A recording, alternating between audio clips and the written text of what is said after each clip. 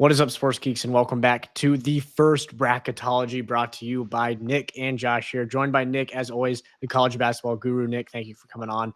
But we're back here with a little bit of Bracketology. So we're talking college hoops all season, obviously, right? But we're back with Bracketology here today.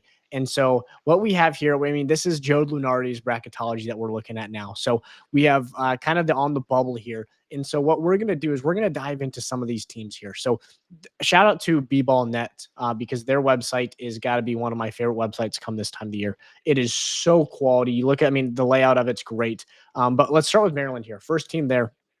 And this is just an interesting Maryland team. You look at their, I mean, so no quad 3, no quad 4 losses, Nick. You look at the quad 2, the one loss is on the road to Washington, which I remember watching and texting you about that night because it was an atrocious loss from Maryland. But I think they've bounced back well, right? They've bounced back. Obviously, the big win over Illinois the other night. I think Maryland is going to end up being comfortably in the tournament come March.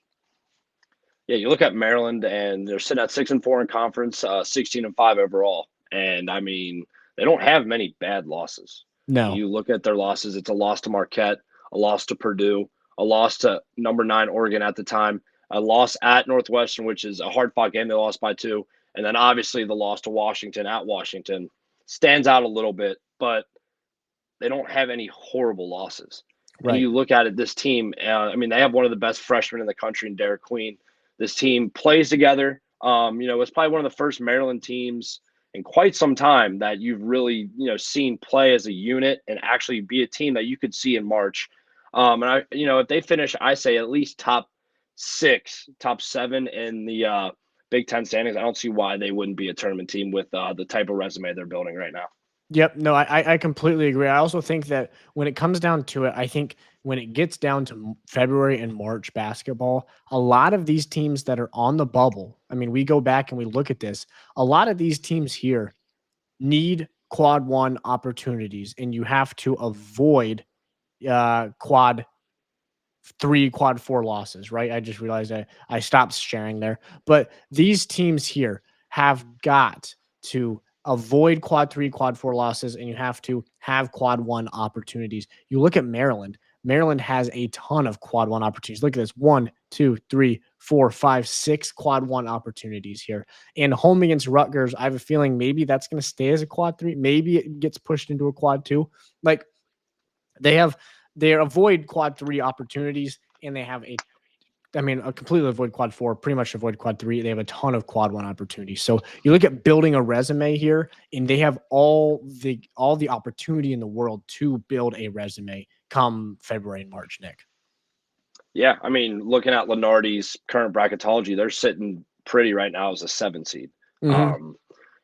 And right now you look at another team, and UCLA is also a 17. And these are two teams that if they finish strong this season and they keep getting the wins they need, they're going to be in the field and they're going to be in comfortably fine. I have absolutely no worries with Maryland as long as they win the games they need to win and they steal a quad 1 or 2 quad 1 wins maybe. I think they're going to be on the right side of the bubble come Selection Sunday, and honestly, might even be in a favorable position if they keep winning these games. Yeah. No, I agree with you. I mean, real quickly, UCLA is not on that last 16 there, but I mean, let's touch on New Mexico because New Mexico's flying up, and this quad 2 loss for UCLA. I mean, the way that they are projecting, they could, end up being a quad 1 loss. Yeah. I mean, New Mexico's playing very, very well. I mean, they don't have a ton of I won't say challenging games, but they really don't have many challenging games, right? No. So I think that this is a team that very easily could end up as a quad 1 team, which means just flying through these schedules here. If this is a quad 1 team, St. John's ends up with another quad 1 win in this win over New Mexico. So I think St. John's is a team. We're going to talk about them plenty, not to hint, but I might be throwing them in my Final Four. I don't know. Final Four Friday drops this Friday. Make sure you go check that out when it's out. But Nick and I drop our Final Four predictions. But I mean, this St. John's team is going to be dangerous come March. But let's keep moving with some bubble teams here. So let's head over to Xavier because I think Xavier is Xavier's an interesting one to me. Obviously, they in the last week and a half, you beat Marquette. you beat UConn, and you barely lose to St. John's in a game that you should have won. And yeah, I don't want maybe not should have won. You were leading the entire time, right, Nick? And Yeah. now you look at this though, you're 1-6 in quad one, and you have two quad one opportunities, and one of them's on the road against Creighton, which is going to be an extremely difficult team to beat. And especially considering the way that Xavier's playing right now, you're playing good basketball, but to go onto the road against a Creighton team that needs this win badly, right? It's one team Yeah. to beat a team that's as talented as Creighton. It's another team to beat a team that's as talented as Creighton and playing with their season on the line. And that's what Xavier's going to have to do here if they're looking to build that quad one resume. Yeah, I mean, this is a team that had a lot of hype going into the year. A lot of hype. A lot of people saw them finishing no worse than 3 in the Big East at the beginning of the year. And I mean, you look at their schedule, they don't have any bad losses. They really don't. I mean, right now, their worst loss right now is either TCU, Cincinnati, or Georgetown. And all 3 of those games are on the road. Mm-hmm. And in all 3 of those games, they had a lead. Yep. This is a team that they're just a little too streaky. They had to deal with the Zach Fremantle injury, but they got him back. They're starting to hit their stride, play their basketball, and they couldn't be doing it at a better time. Like you said, you brought up, at St. John's, they were up by 16 in the second half. They just completely fell apart. The wheels fell off. The St. John's defense got intensified, and really Xavier didn't know what to do with it. I mean, Right. at the end of that game in regulation, Xavier had a chance to get a shot off for the win, but they threw it out of bounds. Yep. They had multiple opportunities throughout the game to win that, and that would have been 3 ranked wins, with 2 of them being on the road. And now, yeah, like you said, they got another big one tomorrow night at 8 p.m. at Creighton. This is a Creighton team that's trending up hard. Mm-hmm. They've gotten themselves right back to the point where, yeah, they're almost, I wouldn't say solidified to be in the tournament, but come March Madness Sunday, you're going to see them on the right side of the bubble. And if you're Xavier, you want to keep it going, you got to get a win there, because you don't want to drop to 13-9 and lose another quad one opportunity win. Because, I think for most of these teams, especially a team like Xavier, if you get to 11 to 12 losses, I don't think your resume is good enough in quad one to get you in the tournament. And we're seeing that now with them being 1-6 in quad one. Right. And I think that's the problem, is that if you're going to tell me that you have 11, 12, 13 losses, right? I mean, 12, 13 is unlikely, but you look at these, there are plenty of difficult games. You have Creighton twice yet, right? You Yep. have at Villanova. That's not going to be an easy game, right? At Butler, that's not going to be an easy game, especially at a time where Butler's, playing for the season, right? You play Butler twice here, but I think that there's plenty of difficult games. We all know what the Big East can do is just random teams. Georgetown's starting to play well, right? Yep. Random teams can turn it around at any point, right? And we've seen that all year, right? Like when Xavier loses to Georgetown, next thing you know, Xavier's beating Marquette. Like Yeah. there's plenty of things. The Big East is just really confusing sometimes. But I mean, to your point, if you're an 11 loss team and you have one quad one win, your resume compared to a team that's a 7-loss team, and although they might only have one win in quad one as well, or maybe even 0 wins in quad one, they don't have 11 losses, So I think Yep. if you're going where you can really set yourself apart for these teams that get to play quad one games is you can have 3 or 4 quad one wins. Then you can set yourself apart from a team like New Mexico that we're talking about, right? Who maybe has 0 quad one wins, but you do have only 6 or 7 losses. That's where you can get an 11 loss team in there. So yeah, it's going to be really interesting with Xavier here, but let's I'll talk give a about. prime example really quick. And I think I Mhm. did this the first time we talked about the brackets when we were talking about our Final Four earlier in the year. A prime example of somebody who used to always take advantage of playing the quad one games, whether it be out of conference or in conference, was Bobby Huggins at West Virginia. Mhm. The amount of times we used to see Bobby Huggins, West Virginia teams in there at anywhere from 18-12 to 20-10, right around that 9-12 loss range.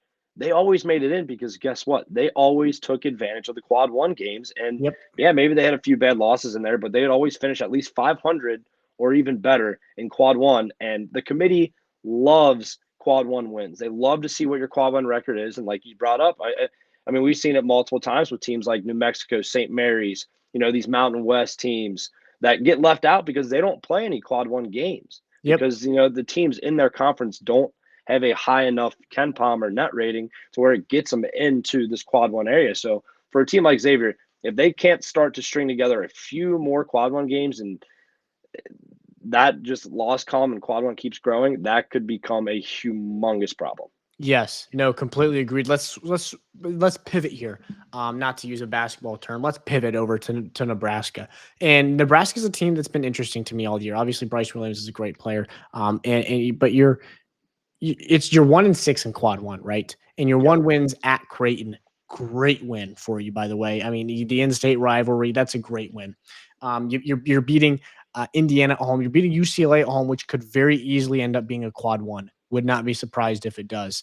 Um, and then losing to USC, blah, blah, blah, right? The loss to Rutgers at home is going to haunt them, I have a feeling, because Rutgers, I don't know how many games they're going to win to elevate their net rating here and get that out of the quad three, right? They're a good team. Yeah. They're a talented team. If they're playing in the ACC, I think they're going to win enough games to get out of the quad three, but they're playing in the Big Ten. I don't think they're going to. Now, having said that, you look at this Nebraska team, look at the quad one opportunities here. 1, 2, 3, 4, 5, 6, 7, 8 opportunities for quad one wins. Now, that's 8 difficult games. That's what that means. It's a quad one win Yep. for a reason, right? It's not like they just hand those out. So 8 really, really difficult games. You also have to look at like at Washington. This Washington team is bottom of the barrel in the Big Ten. That's a must-win game. It's a quad 2 opportunity. You have to bolster that quad. The quad 1, quad 2 are typically grouped together, right? When it comes resume time, and quad 3, quad 4 are grouped together commonly. If you have one loss in quad 3, quad 4, you need to have several wins in quad 1, quad 2. And right now you're only at 4. Can you bolster? Maybe it's quad 2. Maybe it's just quad 2s. Can you bolster a couple of those when you're home against Iowa, when you're on the road against Washington? And I think that's what this Nebraska team is going to need to do, and maybe steal 1 or 2 of those quad ones, because you look at this team, like we were just saying, you're an 8-loss team and you have 8 quad one opportunities. Yeah. If you go 2-6 there, you're a 14-loss team. You're out of it. You're not You're making done. it as a 14-loss team with maximum 3 or 4 quad one wins. So this Nebraska team, you have a difficult schedule coming ahead of you, but you have to steal a couple of them. Yeah, I see this Nebraska team as, a team that the pixie dust ran out. Mm-hmm. I really do. You've seen it; they've lost 6 in a row. Um, they have a really, really good dominating win at home against UCLA. I mean, yeah, they only ended up winning by 8, but the whole time they were up by 10 plus. And then you look into the stats of this team and what they're doing. I mean, they're averaging 75 a game, which is tied for 175th. They only get 36 rebounds a game, which is 168th in the country. They only have 14 assists a game, that's 207, and they give up 71 points. Yep. This is a team that hit a wall. They hit the wall of what Big Ten basketball is, and I really do believe that there's a very, very high chance they finish with. I think they're going to finish with at least 15 or 16 losses. Yeah. Don't get me wrong. Bryce Williams is a fantastic player. This is a team that had a lot of steam early in the year. They didn't Yep. have any bad losses when you look at it. I mean, they lost at Michigan State and a loss for St. Mary's. Those are 2 tournament teams. But I think they took advantage of a soft non-con, just like a lot of these mid-level top Power Four conference teams do. Mm-hmm. And now they're reaping the percussions, and I don't see it getting any better. I think Yeah. they might be able to pick off some of these, top 25 teams in these quad one games, but I don't think it's going to be enough. And I think they're going to be seeing themselves in the NIT or whatever post-season tournament they'll play in. Yes. No, I agree. I mean, if you take to what you're saying, right, the super soft non-con game, non-con season air schedule, you take quad 1, 2, and 3, right? Take quad 4 out of it. You're playing teams that are not even sniffing the tournament, right? I mean, North Florida had their Cinderella run earlier in the season, Yeah. right? But nobody here is sniffing the tournament, right? So you take quad 1, 2, and 3, and they're not even a 500 team, right? You're 6-8 Yeah. in quad 1, 2, and 3. So going back to Lenardi here, that's the first 4 out. Nebraska, I think getting first 4 out as of that is almost lucky, right? Because Yeah. there's there's not an elite level. This is not an elite level resume by any means. So real quick, we'll stay in the Big Ten here because there's one other team I want to talk about here, and it is Ohio State. There they are, Ohio State. So let's talk about the Buckeyes, national Craziest champions. team. Yes, Crazy craziest team. National champions in college football this year. Shout out to the Buckeyes, but not going to be national champions in college basketball. That's for sure. But they might be able to make the tournament. And this team Yeah. is just really odd to me.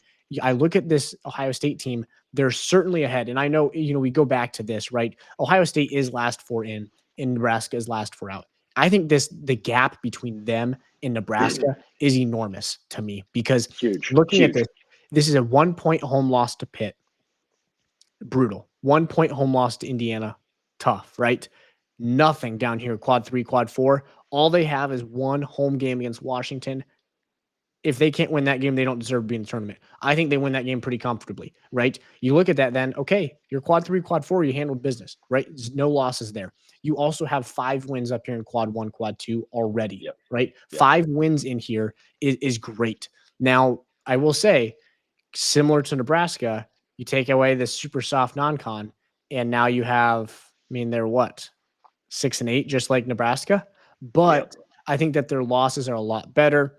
I think that you look at these 2-point loss on the road against Wisconsin, 7-point loss at home against Michigan State in a game in which they battled back and took the lead on. Obviously, you get walloped by Auburn. But you look at this, And Maryland. their super soft non-con is down here. They had a difficult non-conference games too. And you look at this, Texas A&M, Auburn, Kentucky, Pittsburgh. These are difficult games that they're scheduling here. And I think that, Diebler and Ohio State Buckeyes are going to see, and they're going to reap the benefits of exactly what you were talking about earlier with Bob Huggins and what West Virginia used to do, what Tom Izzo and Michigan State did last year, right? To get in as an 8 seed with 12 losses. Well, guess what? You play everybody difficult. And that's what Ohio State did this year. The win against Texas is going to be massive. And I do think that the opportunities, real quick, last thing here on this Ohio State team, plenty of opportunities here for quad one wins, right? So in my opinion, as long as you keep this spot empty, you have enough here, and there's enough good losses that as long as you are 12, 13 loss team and don't get first rounded in the Big Ten tournament, I think you're going to be just fine.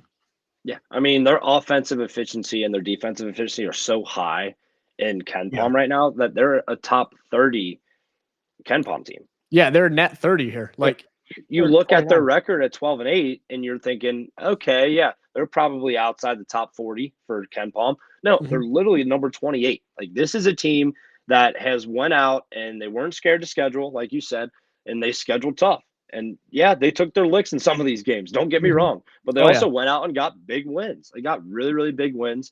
And referring back to old Bob Huggins, this team screams to me a 12-loss team that makes the tournament.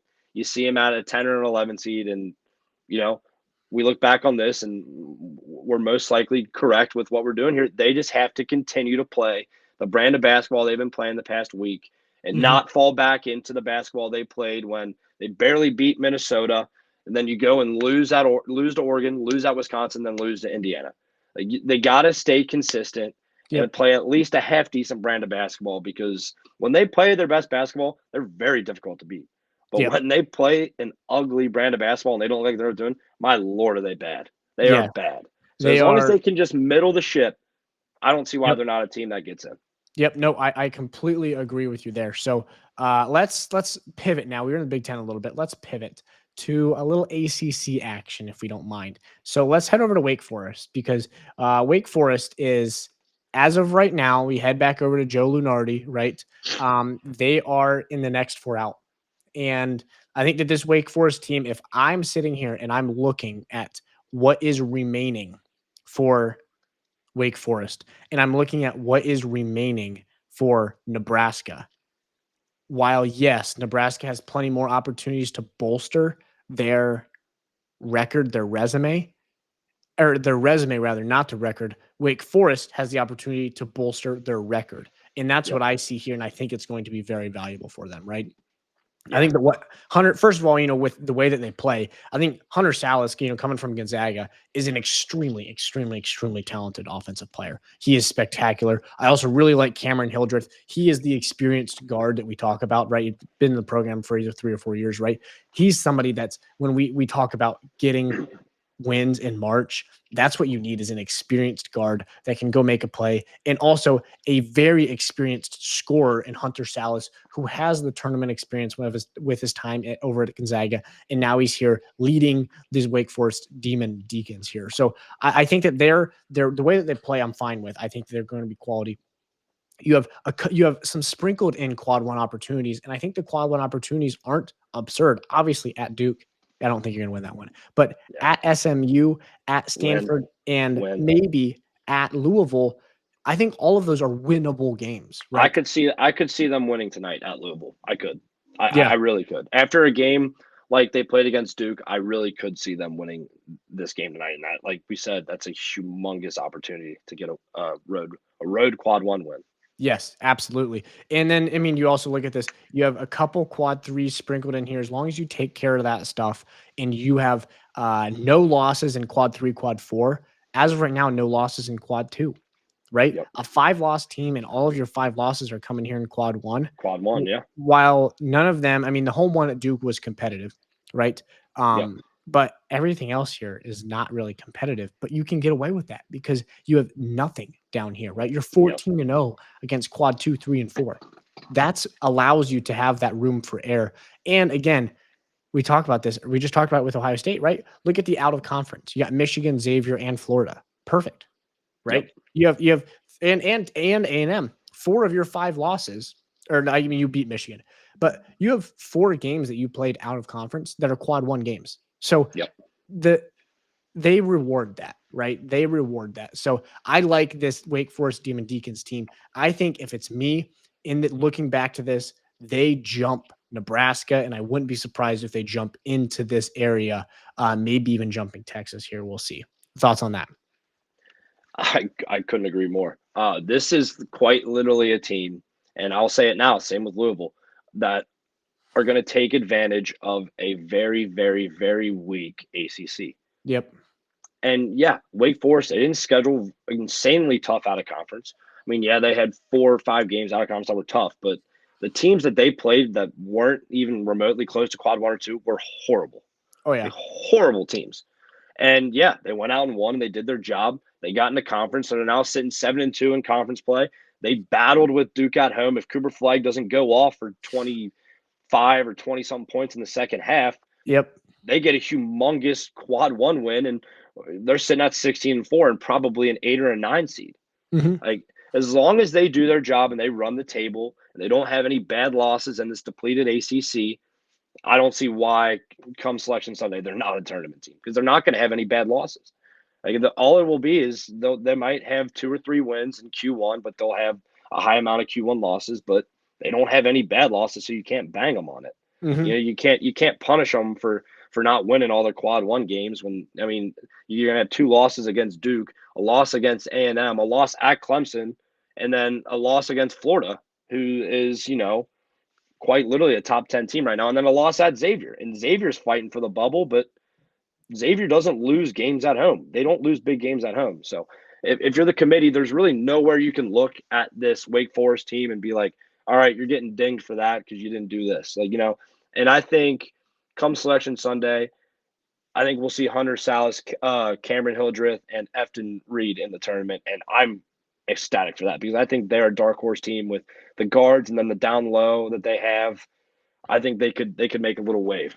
Yep. No, I'm with you. I think this Wake Forest team is not a team I'm necessarily thrilled to see in March. If they sneak in as an 8, a 9, whatever it may be, an 11. If they're in a first 4 game and an 11 and they win, if I'm a 6 seed, I could see. Yep. I'm Yep. rooting against Wake Forest no matter who they are playing in that first 4 game. I don't want to play them come the first round. So Could easily see them in an 11-6 upset. And that'd yes. probably be it. They probably wouldn't win after that, but I could definitely see them being an upset-minded team like that. Yep, completely agreed. So let's go to one final team here. So we touched on Nebraska. We talked about Ohio State. We don't need to talk about Cincinnati. No. We talked about Xavier. We talked about the Wake Forest. We talked about Maryland. I think most of these teams over here are safe. Last four buys, I think we kind of touched on with Maryland. I think these teams are safe for the most Yeah. part, right? Pending something absolutely brutal, as you Yeah. end the season. But I think they're safe for the most part. Let's talk about Texas here because I think Texas is in a tough spot, but I do think that they have plenty of opportunity to get in here. So the SEC is down here, isn't it? So here we go, Texas. There we go. So Texas, I mean, you're looking at this, right? You're quad one, quad two, you're 5-6. That's not terrible at all, No, right? not bad. And no losses down here. That's Yeah. big. That's very big. Quad two opportunities. You have plenty of them, and no quad three games. So you're going to end quad three, quad four undefeated, unless one of these teams changes, right? Yeah. You're going to end undefeated in quad three, quad four. That's the first thing. You're at 6 losses. You probably have a 6-loss buffer period, in my opinion, right? Yep. So you That could can be lose. another 12-loss team. Yep, you can lose 6 of these games, right? And you have what, 2, 4, 6, 8, roughly 10 or 11 games there, right? As I was rough counting. So, Yeah, 11.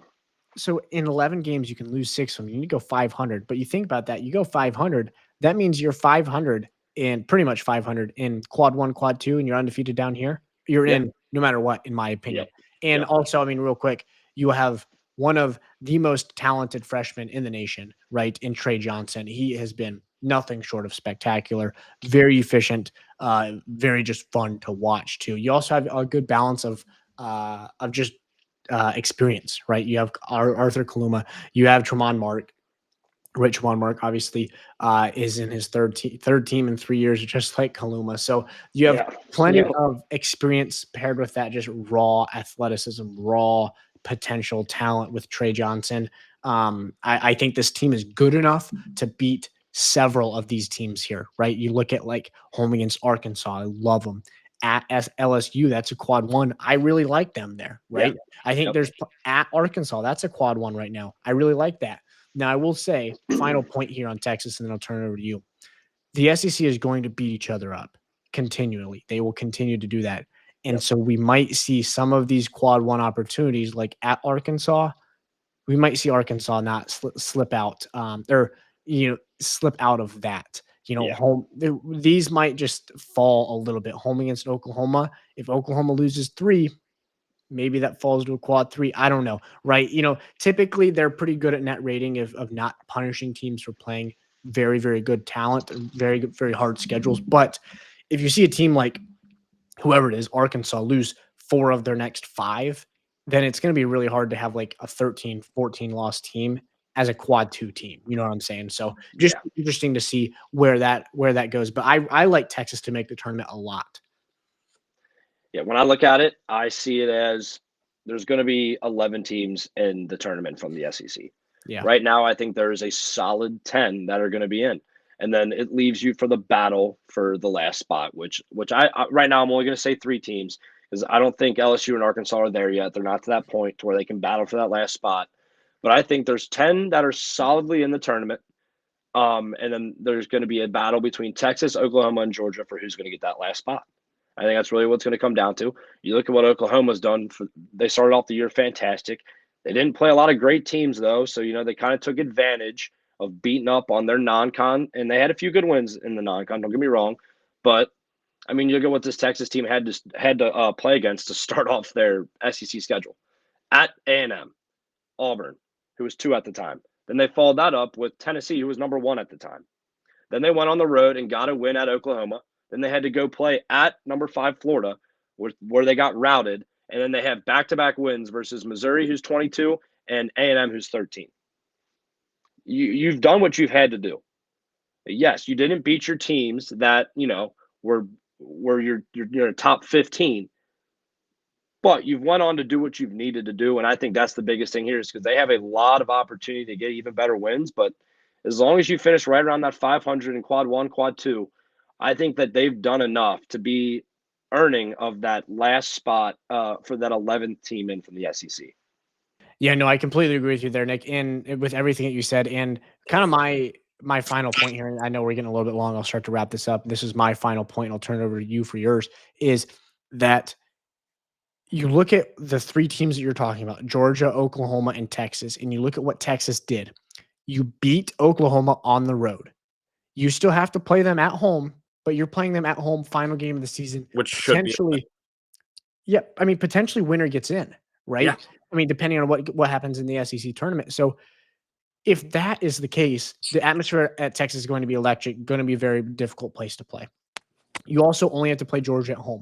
So you have a chance to, of those 3 teams, Texas has a chance to be 3-0 against the other Yep. 2 teams. Sweep them. If you sweep them, there's no case they can make. I don't care if it's a 2 or 3 loss discrepancy. I don't care. Yep. If you sweep the other 2 teams, you will and you should and I think will be in over those 2. But that's my final thought here. I'm tapping out on Bracketology. We'll be back every week. But Nick, any other final closing thoughts from yourself?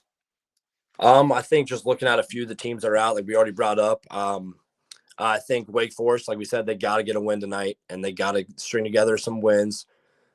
Just get the wins that they're supposed to win. I think Xavier, you got to do the same thing. But I think the same thing with Xavier. It starts tomorrow night. You got to get that quad 1 win. Mm-hmm. Looking at a team like, let's say Dayton. I mean, we didn't bring up Dayton, but everyone's like, how does Dayton have a path to get in? Well, it starts with them. I think they just got to win the A10. I think Dayton's got to win the A10. They do that, obviously you're in, but I don't see them not winning the A10 and still making it. I think they have some great wins, don't get me wrong, but they really hurt themselves, kind of tripping up after they played my Bearcats and, getting a great win against Marquette. They kind of tripped and fell over themselves. So I don't think they make it unless they win the A10. And then one last team, which is, teetering right on the bubble, I think is Carolina. I think Carolina, they better figure it out quick. They have so many opportunities left, just like every other team in the ACC. I think they got to beat Duke at least once. I think that last game of the year, they have to beat Duke at home. They get Duke in their own gym. There's a very high chance that's like Duke going for a sweep in ACC play, like going undefeated. That's a humongous spot for Carolina. They can get a win. That brings a lot of firepower, a lot of juice with them going into the ACC tournament. You maybe get 1 or 2 extra wins there. They're going to be a talking point come that March Madness Sunday with the bubble. And I think if they can get 3 or 4 of those wins, maybe around that time, they'll be in. But it's going to be really interesting. I'm excited for it. We got a little bit over of a month left of conference play, and then we're going to hit the ground running with conference play, and then we'll be getting after it on Selection Sunday. So I really can't wait. Yeah, you're damn right. Real quick, final. I know I said my final point. I lied. Final point about North Carolina, though, is that you're 1-7 in quad 1. Yeah. And you tonight play Pittsburgh. That's a huge game. Huge. If you lose to Pitt and you get swept by Duke, you're 1-10 in quad 1. You have at Clemson and at Florida State. And I think Florida State, I could very easily see them ending up being a quad 2. Yeah. So if you're if you don't win the Clemson game, then if you're 1-11 in quad 1, you will not make the tournament. No. So no, I'm right there with you, Nick. It's going to be interesting to see. But other than that, though, this has been the first Bracketology with the Sports Geeks here. They play, we talk. Thanks for watching, guys. Peace.